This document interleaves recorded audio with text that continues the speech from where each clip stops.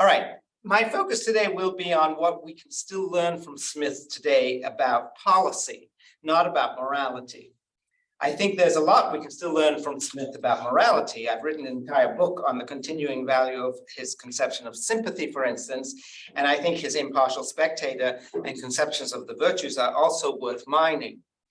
But I take these points to be uncontroversial, while it is much less obvious what we can gain as regards current day issues by reading The Wealth of Nations. Imagine a public policy student asking you why she should bother reading The Wealth of Nations. The book came out almost 250 years ago. Why suppose it's still relevant? What on earth can Smith, writing so long ago, teach us about current politics? Of course, those of us who love Smith have answers to that question. One answer, the main way in which Smith was invoked for a long time, is to say that Smith taught us the importance of free markets, minimal government, and low taxes, and we should be promoting all those things today as well. That's the answer of what I call right Smithians. A very different answer draws on the fact that Smith taught us about the importance of attending to the poor, famously saying that laws in favor of workers are always just and equitable, while those in favor of their masters are not. From here, we may draw the lesson that governments have a special obligation to support the poor and vulnerable. That's the characteristic answer of what I call left Smithians. I myself belong to the left Smithian rather than the right Smithian camp, but I'm not going to recommend either of these approaches today. I want instead to talk about aspects of Smith that are useful for thinking about policy, regardless of any particular political perspective. And one reason for saying this is relevant today is that in many countries, of course in the US in particular, we are so polarized that if we have a thinker who can help us overcome polarization, that is itself worthwhile.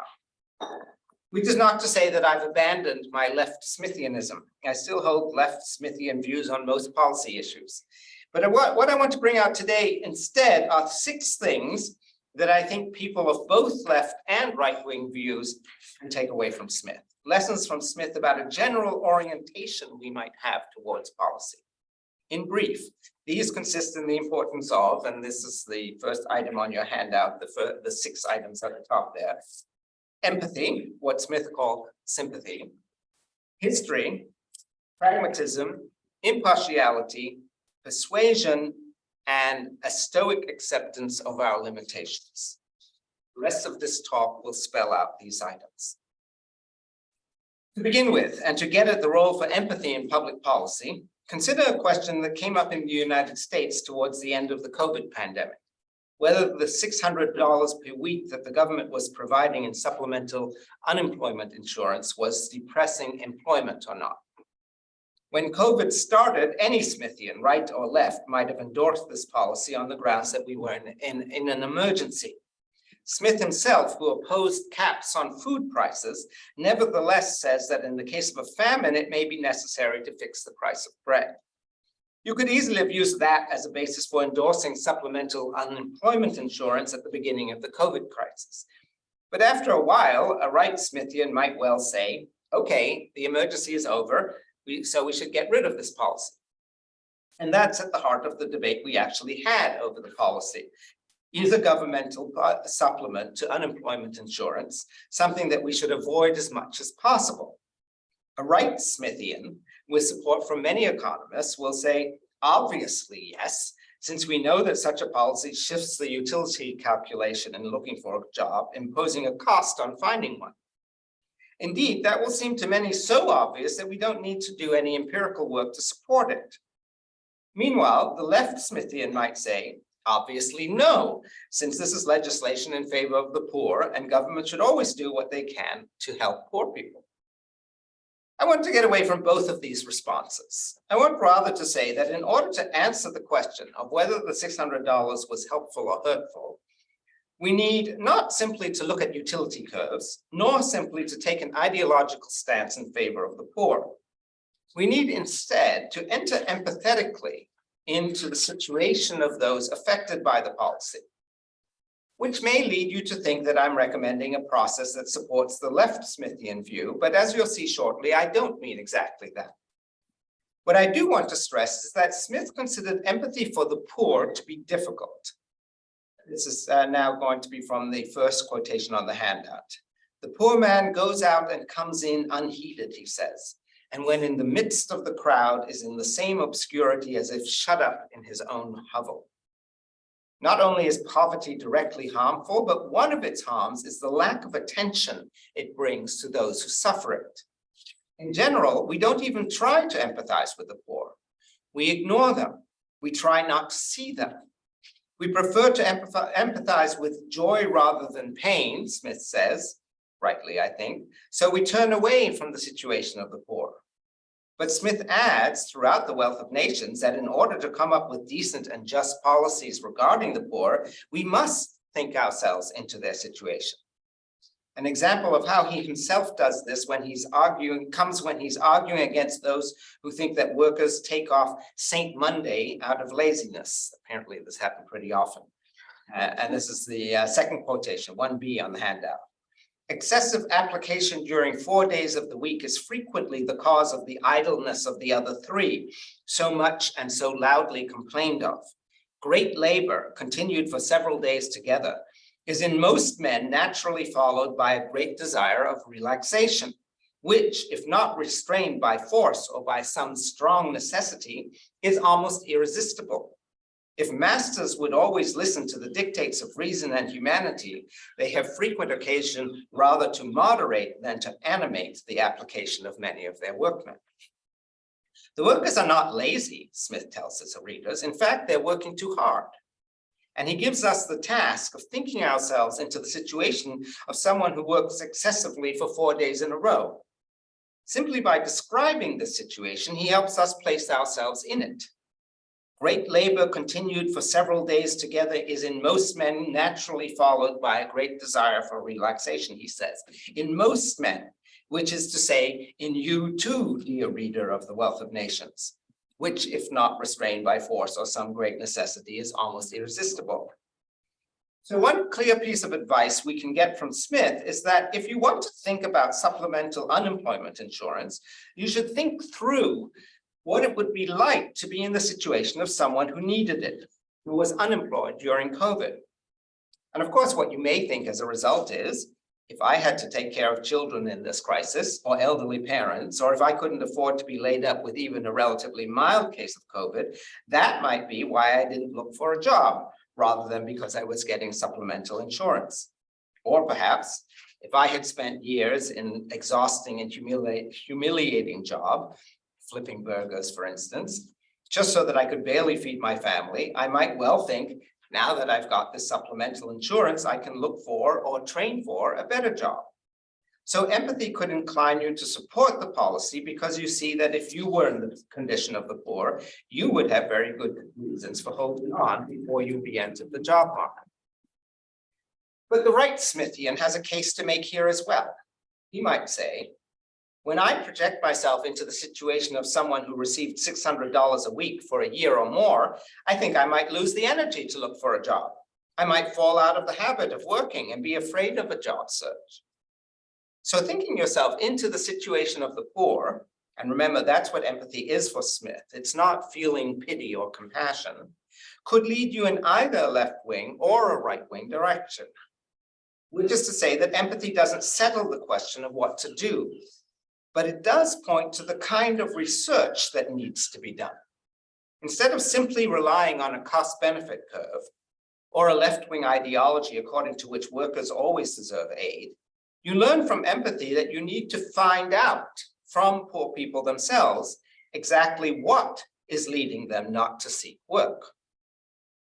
What I'm calling the empathetic approach to policy thus does not dictate a particular result.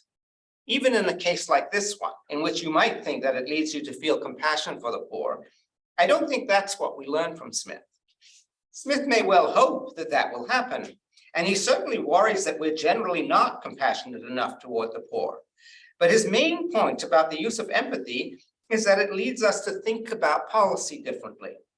In particular, that it leads us to think about policy from the perspective of the people affected by it.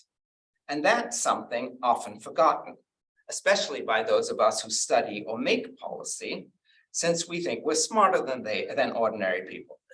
They don't really know what they're doing, and we can figure out what they should do for them. That was true in Smith's day, and I think it's equally true today. The stress on empathy in Smith pushes us in the direction of learning much more about the poorer and weaker members of our society, especially, and talking much more to them than we generally do. I'd like to note that Smith displayed a remarkably empathetic respect for powerful people as well, including the people who worked for the organization he most opposed, the East India Company. After having attacked the East India Company up and down in The Wealth of Nations, talking about it as a terrible aspect of British mercantile policy, he throws in the following, and this is now 1C on the handout. I mean not by anything which I have said here to throw any odious imputation upon the general character of the servants of the East India Company, much less upon any particular persons. It is the situation in which these people are placed which I seek to censure, not the character of those who have acted in it. They acted as their situation naturally directed, and those who have clamored the loudest against them would probably not have acted better themselves. Consider applying this passage to the capitalists and the people who run large corporations, who are the stock enemy of the left these days. I'm on the left myself, but I'm rather appalled by the tendency of many of those on my side of the aisle to demonize their opponents. Smith, rightly, makes clear that we need to be empathetic to these people too, that we need to project ourselves into their situations. That should lead us to see that we, in those situations, would likely do exactly what they're doing. And then, if we want to criticize them or the institutions they serve, we may at least withhold from the condescending judgment that we're above them. Again, I think this remains very helpful for thinking about policy. Even if, on the whole, one great advantage of thinking ourselves into the situation of others is that that will lead us to be more understanding of the weak and vulnerable, thinking ourselves into the situation of the powerful and wealthy is also important and should lead us to be more understanding of them. So there are both left-wing and right-wing payoffs to Smith's emphasis on empathy. Let's move now to our second topic, history. Dan Klein, in a lecture attacking left Smithians, accuses us, among other things, of "that was then, this is nowism," of talking too much as if Smith's policy proposals would have been vastly different today because our political and socioeconomic situation is vastly different from his. I happily plead guilty to this charge. I think there are many important ways in which our historical situation is so different from Smith's that we can't straightforwardly assume that anything Smith says about policy would apply today. To name just three. First, we live in an era of democratic politics, while nothing much like democracy was on the scene in Smith's day. There was some representation in Parliament, but what with rotten boroughs, a restricted franchise, and the like, that was very remote from the mass politics that we have now. Second, the legal structure that allows for businesses and economic institutions to arise has changed drastically. Those who dislike corporate capitalism, and that includes many people on the libertarian right, often point to limited liability, which came in at the end of the 19th century as radically changing the economic scene. There are also other legal structures that have made for a world of large corporations, often working in tandem with the government, that Smith does not seem to have envisioned. Third, it's much debated whether Smith was aware of the Industrial Revolution. The Wealth of Nations was published in 1776, and the Industrial Revolution in Britain is thought to have gotten properly underway around 1780. And he certainly didn't see the coming of electrification, let alone of computers. Given even just these three large changes in the political landscape, the economic landscape, and the technological landscape, trying to apply the specific policy recommendations in the Wealth of Nations today doesn't seem very sensible. Now, does Smith himself recognize this kind of historical contextualism? Or is Klein right to say that that was then, this is nowism, is alien to Smith? Would Smith have expected us to look back to him and say, for instance, that according to the Wealth of Nations, poor people need to learn just reading, writing, and arithmetic, so that's really all that public schools need to teach today? Surely not. Given the changes in technology and therefore the kinds of skills people need to get in order to land a decent job, as well as the changes in politics and therefore the changes in what people need to know if they're going to be responsible citizens, we can surely suppose that Smith's own argument for public schools entails that we now need far more education for everyone than he himself called for. I say, surely Smith's argument has such implications, but what do we know about what Smith himself thought about this sort of attention to historical context? Well, I suggest that the lectures on jurisprudence, had they ever been published as a book, could fittingly have been entitled, "That Was Then, This Is Now." Talking about restrictions placed on Catholics in Tudor times, Smith says, and this is from the long first quotation under 2A on the handout, Smith says, at this time, that is, when they were imposed in the 16th century, the immoderate zeal and bigotry of the papists was an object of great danger to the sovereigns of Europe, who had embraced the Protestant religion. Elizabeth, Henry VIII, and Edward VI were in continual danger from Catholic conspirators, he goes on, and, quote, the Roman Catholic religion was therefore considered as one that encouraged all kinds of attempts and schemes against the sovereign. But in Smith's own time, I quote again, it were proper that these laws were repealed, as very harmless men may meet with great trouble, especially if they have by any form or means offended the government. He adds, though repeal of these laws might be done with great propriety now, anyone who reads the history of Europe will see that they were altogether reasonable at the time, which is to say, almost in Klein's exact words, that was then, this is now. We should repeal these laws. They are a grave threat to freedom and have no place now, but they were once altogether reasonable. And this is a theme that runs throughout the lectures on jurisprudence. Punishments have changed over time, Smith tells us in an extended section, but that's because the circumstances of politics have changed. He also details how property laws change in accordance with changes in socioeconomic circumstances. Here I'm not going to read out from, but you might look at 2B for the discussion of property. Hunter-gatherer societies and pastoral societies tend not to have a notion of property in land, he says. It doesn't make sense for them to have such a notion. Property in land is needed and hence arises only in agricultural and commercial societies. But that's to say that property notions, instead of being fixed eternally, evolve historically in response to socioeconomic change. Similarly, in The Wealth of Nations, Smith gives us a thoroughly historical discussion of why public education is needed in an advanced commercial society. In a famous passage, he describes how a person who under the advanced division of labor performs just a few simple operations will suffer mental decline. This is 2C on the handout. Such a person becomes, he says, as stupid and ignorant as it is possible for humans to become. And that leads him to be morally diminished, unable to form just judgments concerning even many of the ordinary duties of private life, as well as politically limited.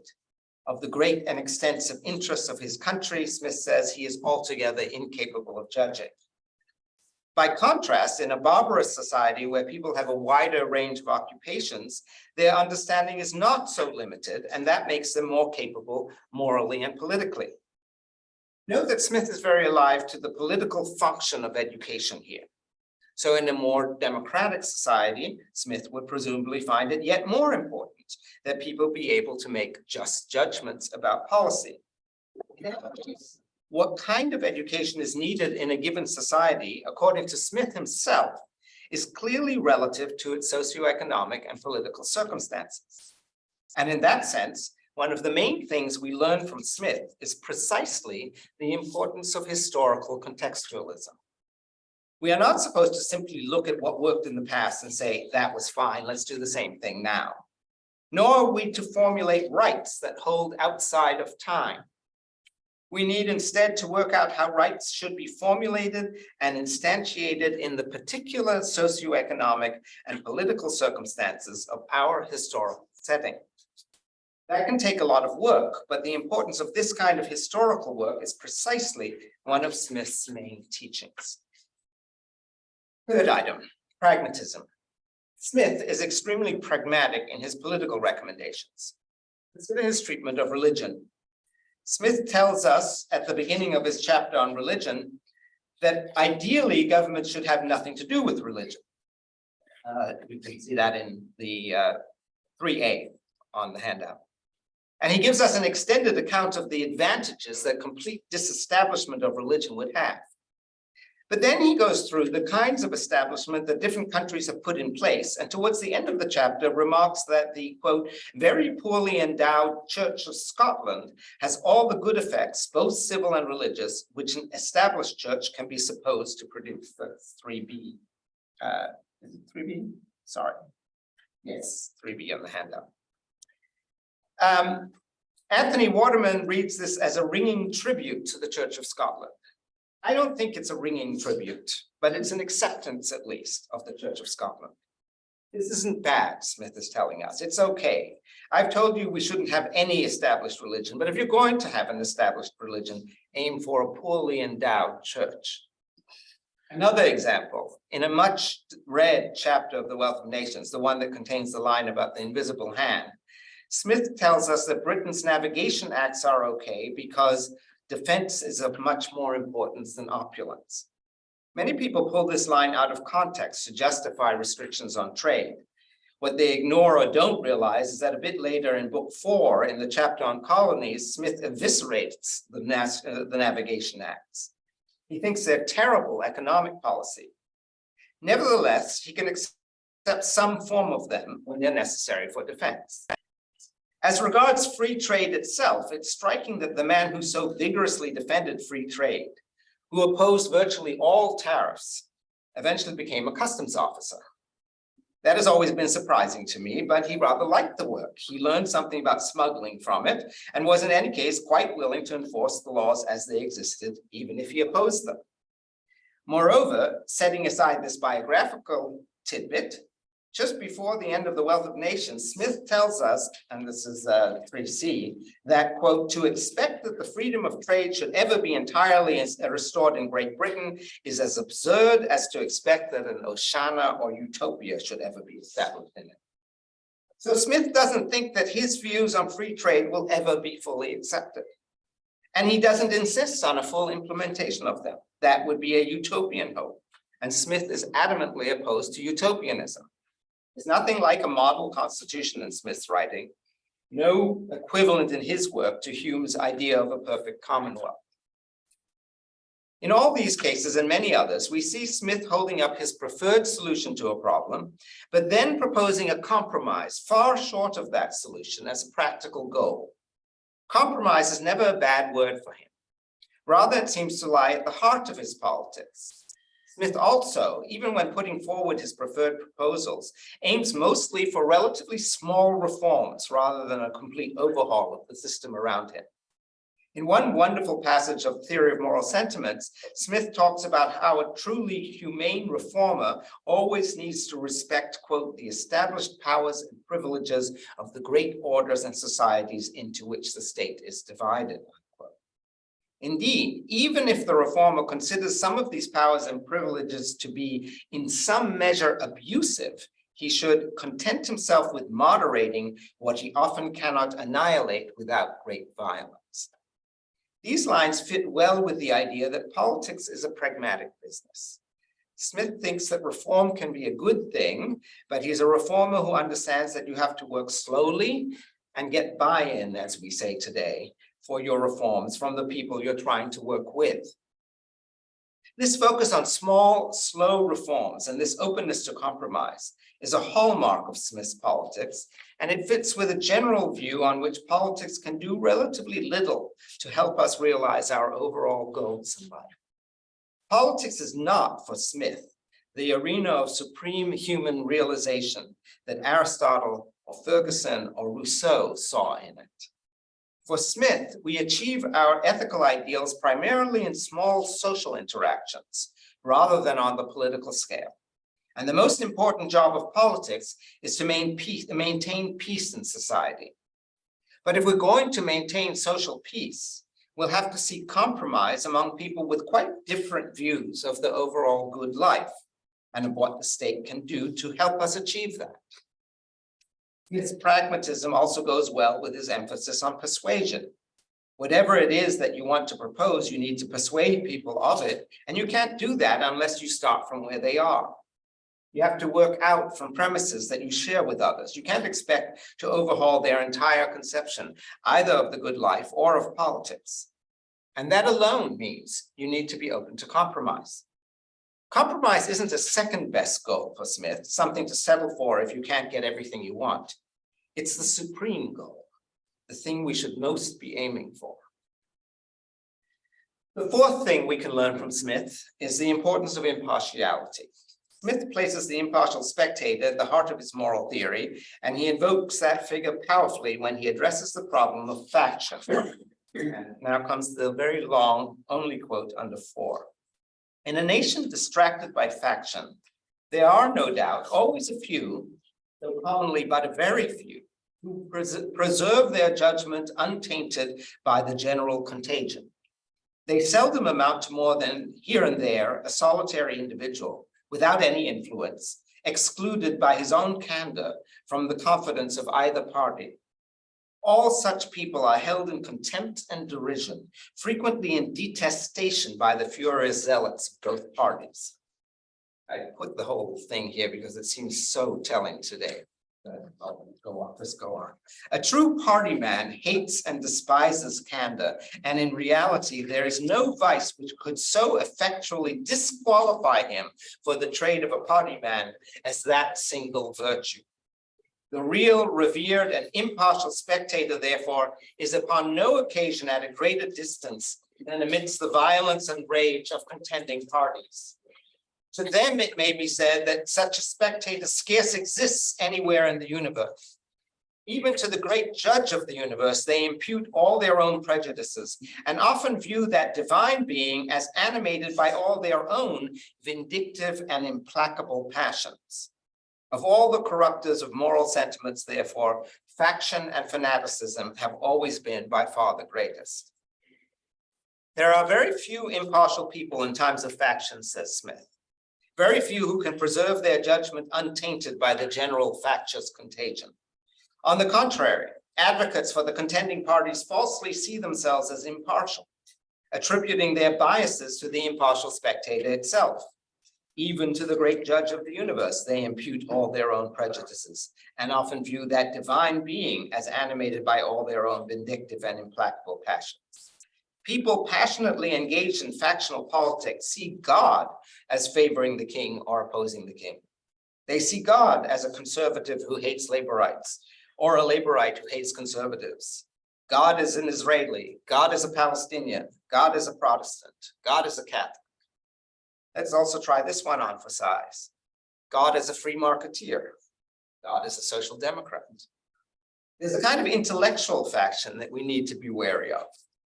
We all have our intellectual commitments, and we're often so convinced of them that we think that the judge of the whole universe must share them. That from the objective perspective, the view from nowhere, they must be correct. God must be a utilitarian perhaps, or a natural rights theorist. Or no, God must suppose all such rigid systems. God must be my kind of Smithian. God must use empathy and light narrative.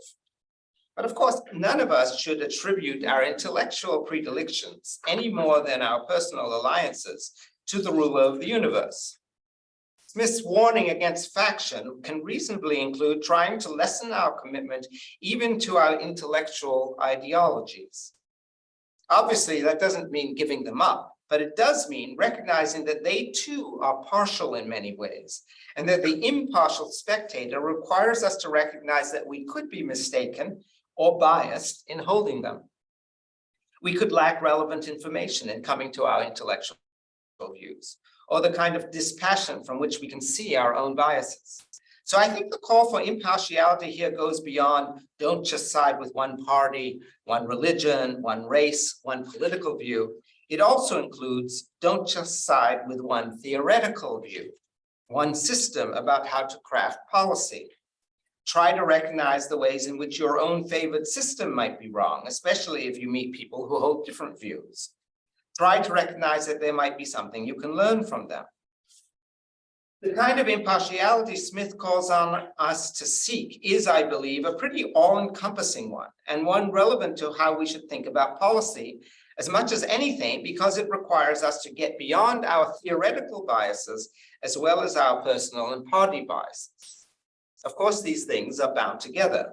You are a Laborite or a conservative, partly because you have certain views about how to understand politics. This may be a bit of a stretch of what Smith says about impartiality, but it's not much of a stretch. Smith's teaching about the importance of the impartial spectator in the midst of faction can, I think, help push us beyond all the forms of polarization that are tearing us apart today. Turning now to our fifth point about the importance of persuasion. All political programs should be such that we can persuade others of them, for Smith. Famously, he says, this is 5A on the handout, that management and persuasion are always the easiest and safest instruments of government, while force and violence are the worst and most dangerous. The question is, how do you make a policy persuasive?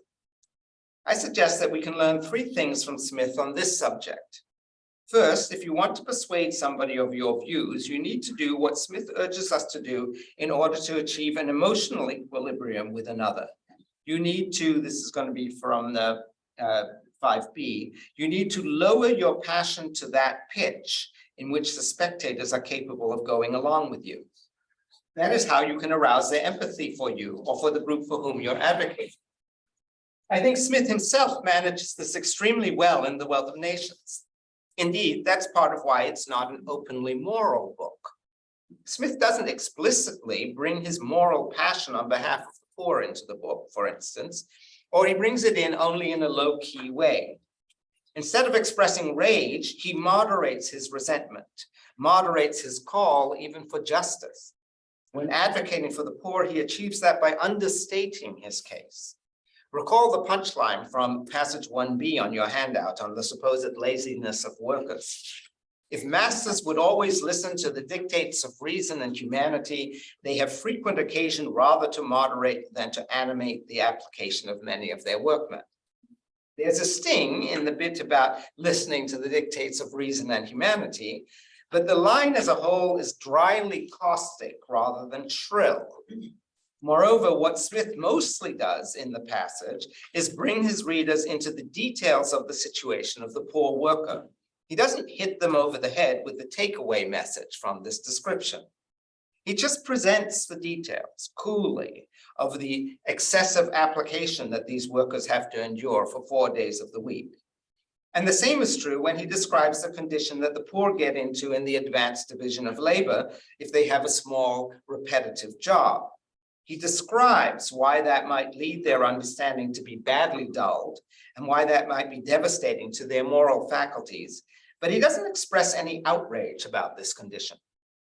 Once you've entered into the situation he describes, that is itself likely to give you compassion for those who live in it. Smith doesn't need to add an explicit moral lesson to his description. So one part of effective persuasion is understanding the workings of empathy and recognizing that if you want to arouse empathy for a neglected group, you need to lower your moral passion. A second element of persuasion is that you need to explain in considerable detail the situation of those for whom you are making a case. That's the main thing that can change people's minds. Moral exhortation is rarely necessary and rarely helpful. Finally, if we're going to persuade successfully, we need to bear in mind Smith's admonition that we're all very prone to self-deception, and particularly prone to it when we're accused of doing something wrong. What we tend to do when confronted with something we've done wrong, Smith tells us in the Theory of Moral Sentiments, instead of apologizing and feeling bad about it, is reawaken the passions that led us into wrongdoing in the first place. We tend to double down. We become passionate defenders of the wrongs we've committed. So the last thing you want to do if you're trying to persuade someone who may be partly responsible for some social injustice is hit them over the head with the claim that they're responsible for that injustice. That's just likely to trigger their self-deception. You want rather to get under the level of their self-deception so that they can empathize with the people who are suffering from the injustice without having to excuse or defend their own role in bringing about that suffering. Then, hopefully, they will want to do things that will improve the condition of the sufferers. But you're not going to get them on board by saying you're at fault. So the point about persuasion goes deep in Smith, and he gives us a lot of resources for thinking about how to persuade people. And that's extremely important for policy proposals. Again, regardless of the particular policies that you want to promote. Right-wing policies, left-wing policies, it doesn't matter. In any case, you will need to persuade your opponents. Finally, and this is a good point on which to end, for Smith, we need to recognize that politics can't do all that much for us, and that we're not going to achieve even everything that it can do. This, of course, goes along with the pragmatism that I discussed earlier. It's always been striking to me that at the very end of The Wealth of Nations, we get Smith's exhortation to the British not to institute his full scheme of free trade. He's just described that a few paragraphs earlier as an Oceano utopia, but to recognize that they're living in a dream, an illusion. This is from that last quotation on the 6th. The British Empire in the Americas, he says, remember this book came out in 1776, just as conflict was heating up with the colonists, has hitherto existed in imagination only. It has hitherto been not an empire, but the project of an empire. It is surely now time that our rulers should either realize their golden dream of an empire in which they've been indulging themselves, or that they should awaken from it themselves and endeavor to wake the people. If the project can't be completed, then it ought to be not. If any of the provinces of the British Empire cannot be made to contribute towards the support of the whole empire, then it is surely time that Great Britain should free itself of the expense of defending those provinces and endeavor to accommodate her future views and designs to the real mediocrity of her circumstances. These are the last words of the entire book. It's a fairly dark final note. And it's remarkable that this man who so influenced British policy should end his book by reminding the British of how unimportant they were and of how unlikely they were to achieve their dreams of glory. Let's take this thought into the present day. If you're on the right, you may have grand dreams of a fully free trading world in which government does very little. While if you're on the left, you may have grand dreams of a government that makes sure that the poor and underprivileged have all their basic needs met from birth through old age. I have the latter dreams. But if these things are not possible, or not possible now, then you have to hope to achieve just the smaller things that are possible. Small changes in your direction, small reforms that seem accessible. And you have to recognize that politics very rarely achieves anybody's grand dreams. The way the book ends suggests that this stoic resignation to our limitations is one of Smith's great teachings. Of course, that goes with his stoicism in general. It also follows in part from considerations that ally Smith with Friedrich Hayek and Ludwig von Mises. That's not the company I like to put him in, but I think they rightly claim his heritage when they stress the limits on the knowledge that government officials can achieve and the implications of these cognitive limitations for centralized policy. If you recognize the limitations on our knowledge, especially on the kind of local knowledge we need in order to fix entrenched social problems, you can immediately see that any grand plan launched by a central government is unlikely to be successful, or at least that it will need to be highly nuanced and to work as much as possible through local agencies, municipal and county governments, and the local institutions with which they work. The Stoic acknowledgement to which Smith pushes us should also lead us to ask ourselves, who can we really affect in our lives? And the answer is surely ourselves and the people we know and love, perhaps also some people in our neighborhoods and offices and schools. This thought ought to direct us towards moral interaction more than political interaction, towards contributing to the society immediately around us and working within it to improve the lives of the people in it, rather than devoting our lives to projects aimed at changing our entire society. Which is to say, We need to recognize the superiority of the moral over the political, both in terms of what we can successfully accomplish and of where our active duties properly lie, as Smith himself puts it in the theory of moral sentiments. I think that this recognition can help us be far more realistic about politics, to have dreams that are accommodated to the real mediocrity of our circumstances. And that's where I'll leave you as regards Smith on policy in 2023.